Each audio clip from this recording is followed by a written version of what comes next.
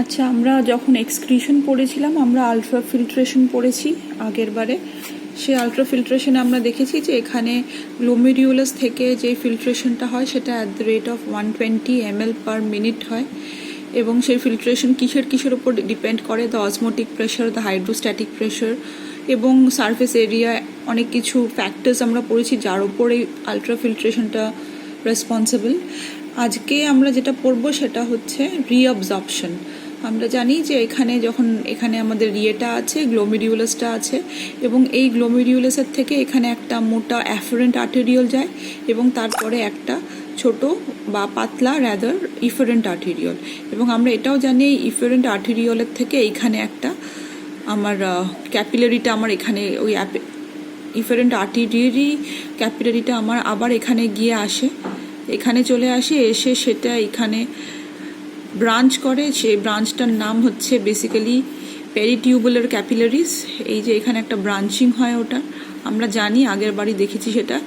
এবং সেই ব্রাঞ্চিংটা হওয়ার পরে এখানেও আর একটা ব্রাঞ্চিং হয়, যেখানে এই লুপ অফ হেনলের সাথে সাথে এই ব্লাড ভেসেলটা প্যারালালি একটা আলাদা ব্লাড ভেসেল এরকম তৈরি করে, একদম ইকুইভ্যালেন্ট এরকম যায়, গিয়ে তারপরে সেটা আলটিমেটলি এটার সাথে বেসিক্যালি কম্বাইন করে তারপরে আলটিমেটলি চলে যায় অ্যাজ রিনাল ভেন।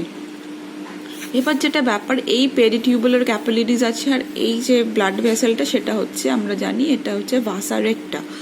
তাহলে আমরা এটাও জানি যে যখন এই আলট্রাফিল্ট্রেটটা এখানে যখন বেরোয়, আলট্রাফিল্ট্রেটটা যেটা তৈরি হলো এখানে, সেটার osmolarity is equal to the osmolarity of the blood.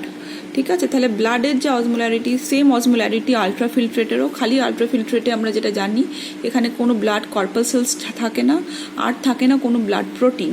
তাছাড়া এটা একদম equivalent to plasma except the plasma protein. তাহলে এবার এটার অনেকটা জল এর মধ্যে চলে গেছে। তাহলে রিঅ্যাবজর্পশনের মেন ফাংশন কি? যে কতটা জল আমাদের বডিকে, মানে এতটা যদি ইউরিন, এই যে এত অ্যামাউন্টে জল যেটা এসেছে এখানে, এই জলটা যদি পুরোটাই আমার ইউরিন হয়ে যায় তাহলে বডি কিন্তু ডিহাইড্রেটেড হয়ে যাবে, আর বডি ডিহাইড্রেটেড হয়ে গেলে তখন মানুষ কিন্তু বাঁচবে না। তাহলে যাতে এতটা ওয়াটার লস না হয়, তাহলে আমার এই রিঅ্যাবজর্পশন মেকানিজমটা মেন হচ্ছে যাতে জলটা, অবভিয়াসলি কিছু ইলেকট্রোলাইট, কিন্তু মেনলি জলটা যাতে আবার রিঅবজর্বড হয়ে যায় ইন দ্য বডি। ঠিক আছে, তাহলে এখানে রিঅবজর্পশনটা কোথায় হয়?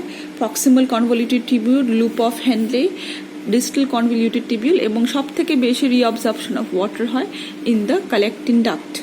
তাহলে এটার প্রসিডিয়ারটা কি? প্রথম আলট্রাফিল্ট্রেটটা তৈরি হলো যখন, সেটার অসমোলারিটি আমার 300 মসমোলই থাকছে, 300 মসমোল পার লিটার, সেটাই থাকছে ওটার অসমোলারিটি। এবং এখানে দেখা যাচ্ছে যখন ও প্রক্সিমাল কনভলিউটেড টিবিউলে আছে তখন ও বাই অ্যাক্টিভ ট্রান্সপোর্ট এই জিনিসটাকে রিপ্রেজেন্ট করছে, active transport, as if this is a protein molecule which is helping in generation of ATP.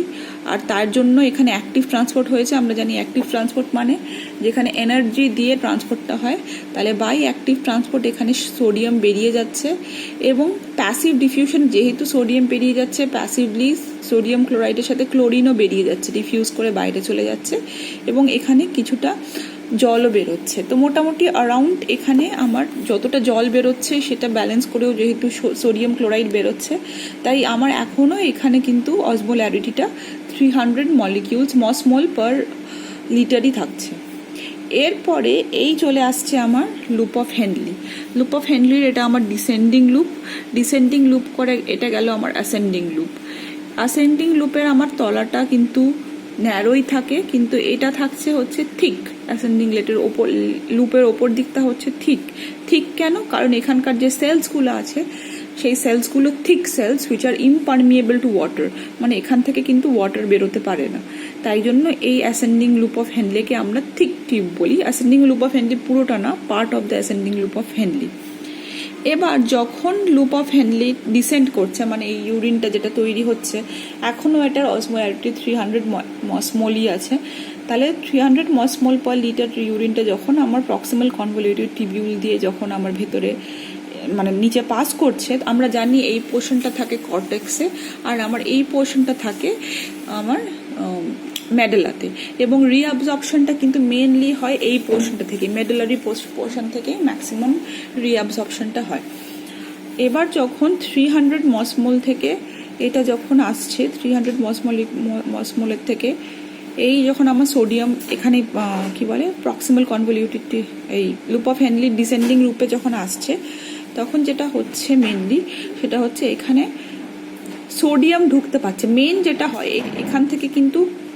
এখান থেকে আর কোনো সোডিয়াম কিংবা ক্লোরিন কোনোটাই বেরোতে পারছে না। এখান থেকে যেটা বেরোচ্ছে সেটা হচ্ছে শুধুমাত্র ওয়াটার, এটা পারমিয়েবল টু অনলি ওয়াটার।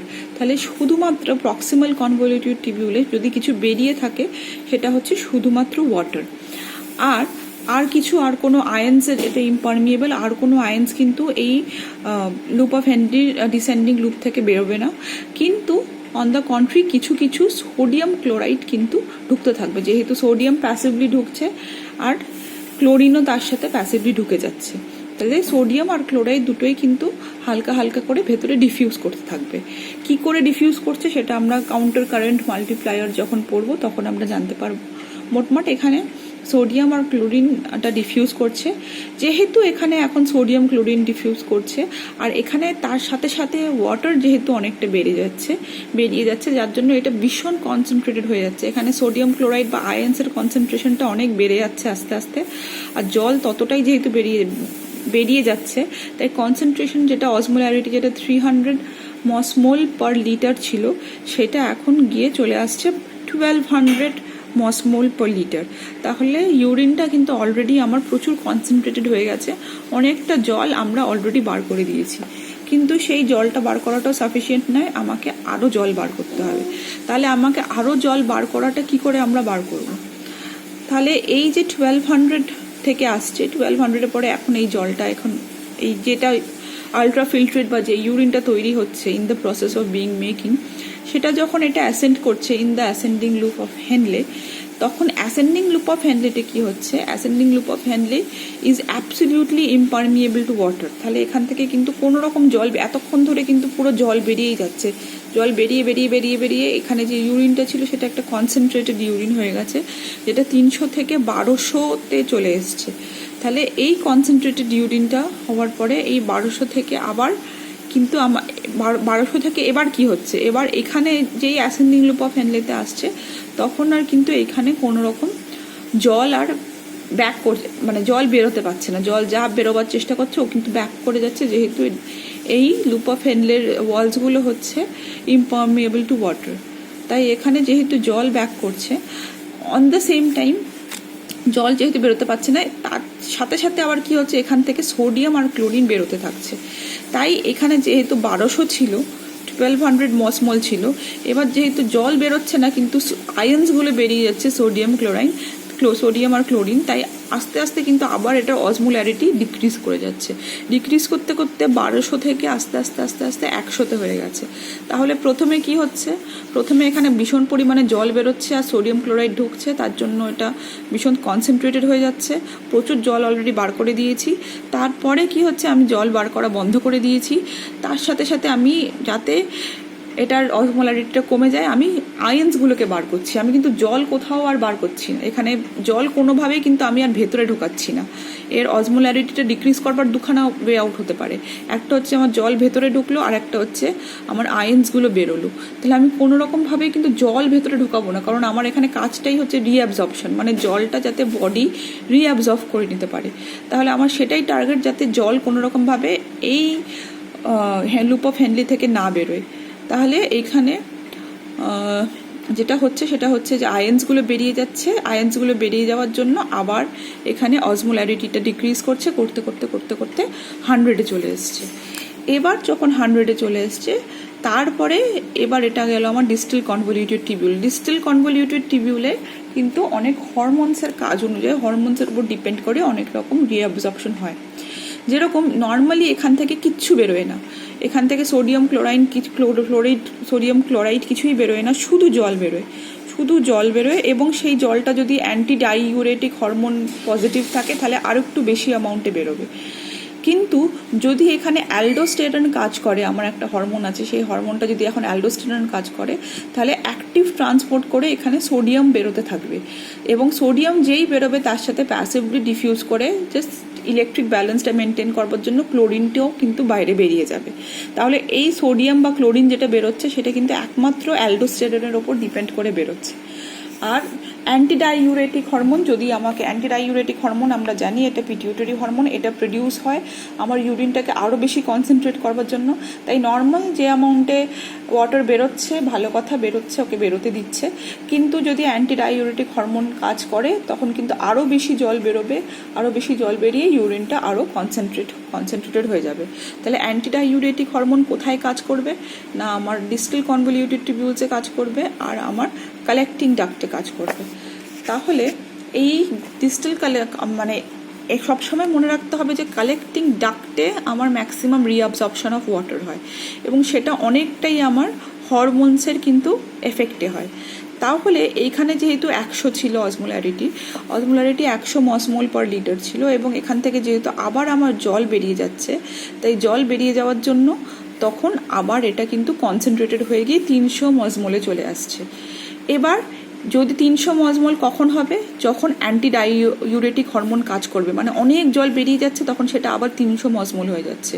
কিন্তু যখন অ্যান্টিডাইউরেটিক হরমোন কাজ করবে না, তখন নর্মালি কিন্তু যা জল বেরোচ্ছে, খুবই অল্প জল বেরোচ্ছে, তাতে অসমোলারিটি খুব ডিফারেন্স হবে না, অসমোলারিটি আমার 100ই থাকছে। আবার যখন এডিএইচ কাজ করছে, এডিএইচ আরও অনেক অ্যামাউন্টে এখান থেকে কিন্তু বার করে নিচ্ছে, জল বার করে নিচ্ছে।